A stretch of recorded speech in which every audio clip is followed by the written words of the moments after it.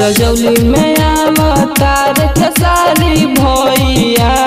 दिहल मुकेश डौन रुपैया मुकेश डौन रुपैया हो भैया मुकेश डौन रुपैया कि न्यूज पेपर में भइल बा छपैया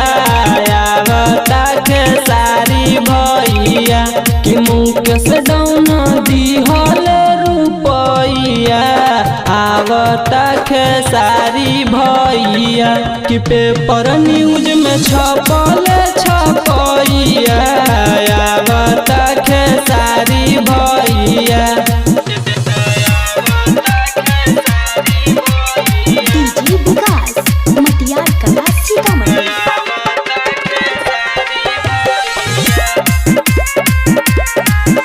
31 तारीख के भैया बात ना भूलैया हो अपन रजौली में भैया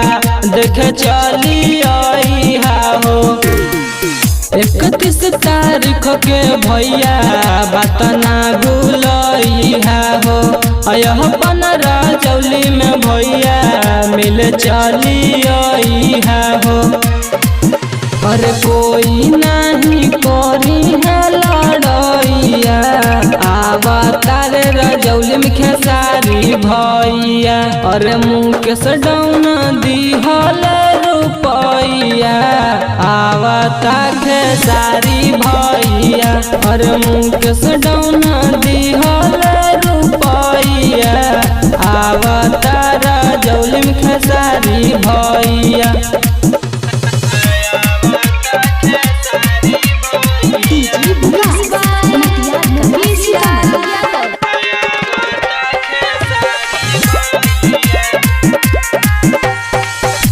त्रिशूरावानी के भैया बात ना भूलैया हो अपन रजौली के भैया इज्जत बचैया हो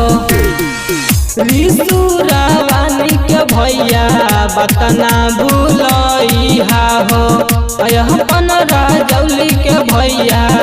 इज्जत बनैया हो एमपी विकास के बात ना भूलैया अवतार रजौली में खेसारी भैया